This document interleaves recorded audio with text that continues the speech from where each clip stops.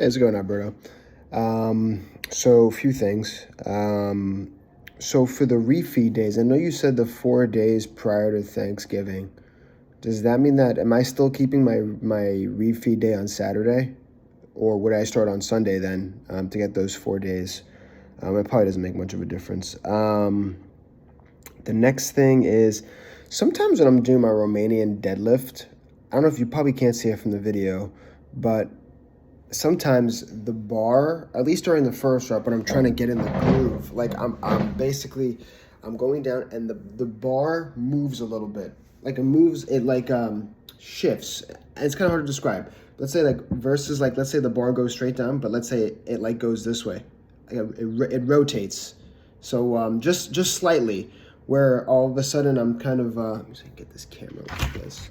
I think you probably know what I'm describing, but I'm going like this, and all of a sudden, let's say it goes like just a little bit, like, just like, I mean, should I be worried about it? Like I said, I'm exaggerating it, but I'm saying I'm wondering, should I be worrying about that? So yeah, so there's that.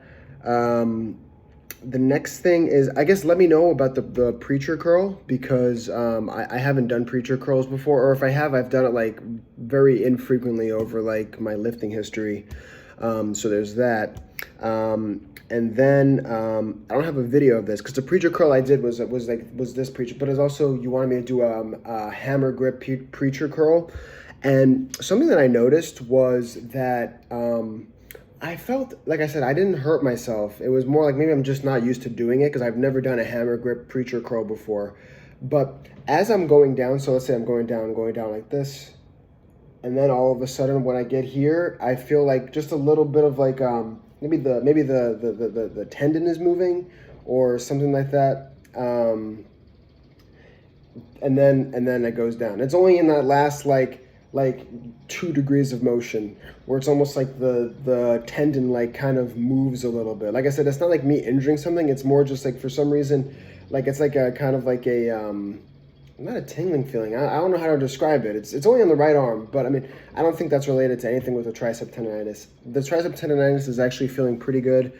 The kind of lat shoulder thing is feeling really good also. So I've been able to actually get back to doing patch partials again, and I'm like pretty much back up to using the same weight that I've been doing. So that's going well.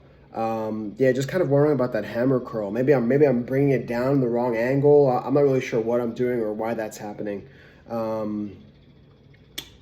And yeah, I noticed that. So I know like those dumbbell curls are supposed to be past failure, and I noticed that on the preacher curl, I guess the force curve is definitely biased at the bottom. So I mean, it's like to the point where when I can't do rep on the preacher curl, like I'm probably not going to be milking out any partials, or if I do, I milk out maybe one partial, and that partial is maybe 2 inches range of motion.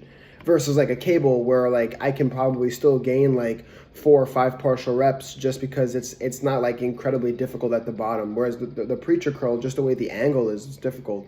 I'm assuming like that's intended, right? I'm not really supposed to be getting like too many partial reps on the preacher curl, I'm assuming. Yeah, I think that's it. Yeah, no, I'm getting yeah, I guess in terms of I wonder how many more pounds I have to lose to actually get like, so I have been leaner before actually. So like I said, this is definitely the leanest I've been at 170, like significantly. Also largest I've been at 170. But I think when I was like 159, I was definitely still leaner. I mean, obviously, right? It's 11 pounds, but I'm saying I was definitely still leaner than I am now. So I think to get leaner than I was at 159, I'd probably have to get to like, I don't know, I don't like guessing, maybe 166, 167. And then I'd probably be as lean as I was at 159 last time. And then I'd have to go lower than that 166 or 167 till I get probably lower levels of body fat than I've ever been. I mean, it's kind of hard to judge, but I'm thinking probably around that. Yeah, that's it. It's just some commentary. Otherwise, feeling good. Strength is still up there.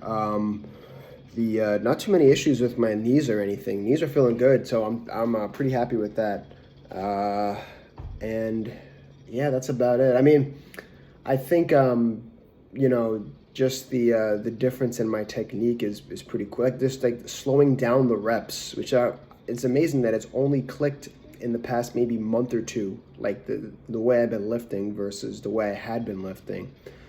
So I think I probably mentioned this before. Is like I think I can put on a lot. I think I can put on a lot of additional muscle on the next bulk. Although, like I said, I'm really excited to see where this cut goes.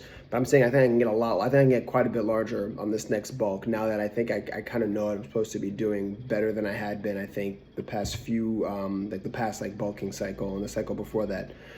So that'd be pretty cool, especially because like you're kind of I'm reaching the threshold where it's like when I'm bulked, people know I'm pretty big. Which is like before that I was kind of like underneath the threshold where it was just like, I'm not really sure if that guy lifts. So now it's like pretty obvious. So I'm like, if I can add an additional few pounds on top of that, that would just look even crazier, which I'm like pretty excited about.